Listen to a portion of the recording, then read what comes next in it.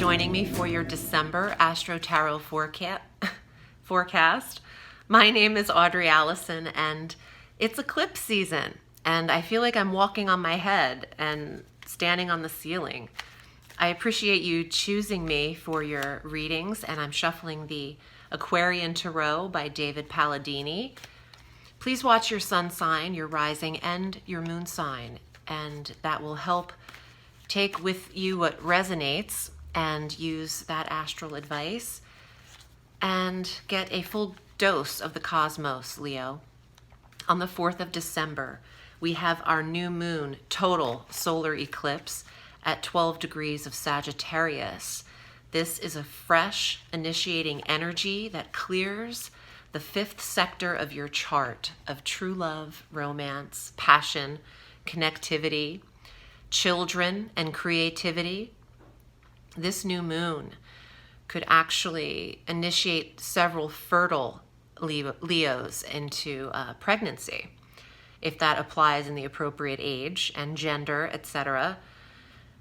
This is also about independence and sets up a time frame of a 6-month period of time to initiate this 5th energy, however that applies to you, whether it's a creative endeavor, your entrepreneurial business, a project that you're working on,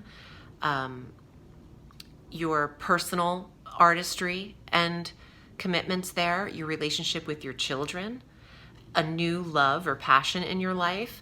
From December 4th through May 4th, this is the gateway of the entrance that will be eclipsed into the path of Leo. This is the sector of fun, and you naturally govern the 5th house on the solar wheel, Leo. You'll have no problem accepting what is eclipsed in. In addition to that eclipse in Sagittarius, another fire sign, so this trines you beautifully and the planets you hold in Leo. On the 13th, Mars, a fiery, feisty planet, enters Sagittarius, where we were just eclipsed. Through January 24th, Mars in the 5th sector is passion, sex, physicality, energy for sports, energy to be creative. This is a feisty, passionate placement. It's passionate planet in a passionate sector. So you're on fire for the course of 6 weeks, and this is a very attractive placement. If anything, you might go too quickly in romance. Pump the brakes a little bit. You don't want to fizzle out. Try to pace yourself a little bit here. Mars has the ability to create rapid pace in the sector of the 5th house.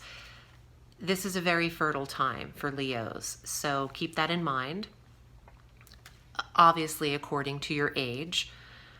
On the 18th of December, opposite this 5th sector, this is where we have our full moon at 27 degrees of Gemini, opposing Mars. In the friendship sector, your 11th house, Leos are closing the door on agitated or frustrated either friendships, social connections, clubs, groups, or organizations you're affiliated with. There's also an awareness here of your friendships, and in particular your masculine, your male relationships, because Mars is opposing this full moon, and there is something that needs to be seen. And full moons are about awareness, not reaction. Even though we're prone to a lot of emotional reaction over the course of 2.5 days before the full moon and 2.5 days after. So I would watch what is said in haste, and when you are at all angered, and if there is an argument with a friend or male, I would listen a lot and then respond to it after the 20th of December. Hear everything. Say nothing.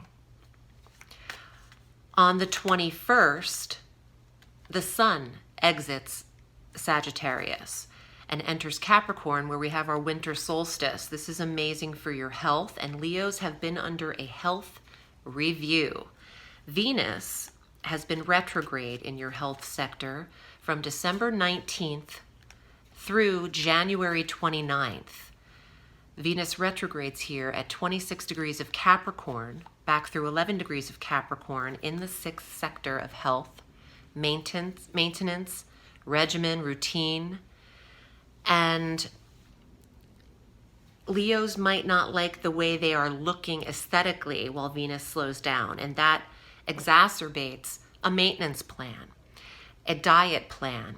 This is about nutrition from the inside out. The sixth sector is, at the very least, nutrition and how you are absorbing minerals, vitamins.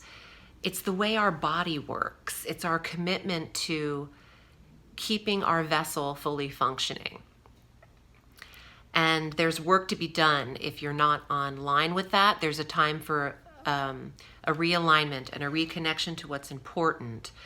And it could be things as serious like making a choice to go vegan, I'm not pitching anything that I'm doing. I'm just getting there could be clean, nutritious, health-related, conscious value that you are choosing over convenience and fast food. It seems like Leo can change what they're prioritizing. It's not about convenience as much as it is it good for me? That's the question you can ask yourself in December before you make decisions. Is it good for me? Your red flag will tell you right away in your gut if it is or not. And pets and animals, the nature and our love bugs in our animals, they're coming into the mix here, especially female pets, because Venus is retrograde in your 6th house. Tend to the maintenance of your pet. It's time for their checkup and repair and their, not repair, whatever, their grooming is what I'm thinking. Time to maintenance them. And even teeth, and I'm getting that disease starts in teeth, gums, for us and pets. So Leo has some kind of dental thing they might address in their own skull and in their pets. When I'm up here on this astral plane, I can't even think of regular words sometimes. Bear with me. Where am I?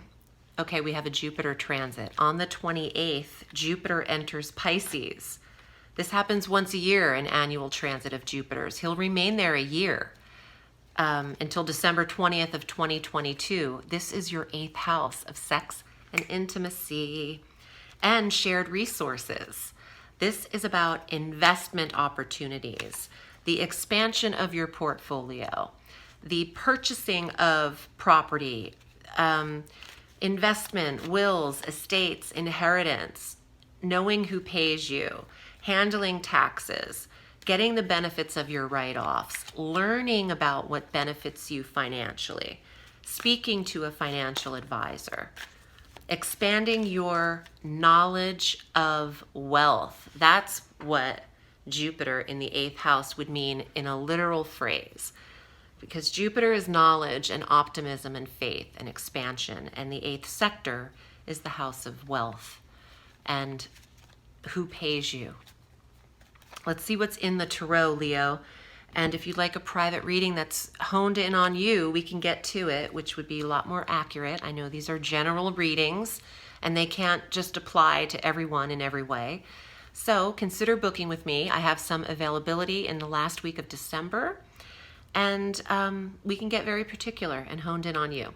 You also have the capability of booking your own appointment time and date specifically with me on audreyalison.com. Leo, where are you going?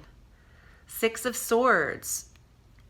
This means voyage, okay? It is travel. It's a foreign travel, large card of excursion. But I want to see what's here because I'm feeling like this is more about expansion of the mind. The 6 of Swords. Swords govern mentality, intellect, but they're also movement. I want to see what else is here.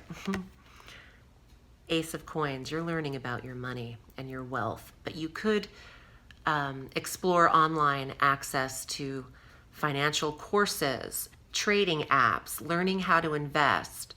You could also travel because it's afforded to you. It's an opportunity that comes to take a trip. That doesn't come from within you, it's extended to you. You are the hangman right now, and you're learning, you're downloading. That hangman is not hanging by his neck. He's hanging by his foot. He's resting, actually. He can get out of that. I mean, that's not a slip knot.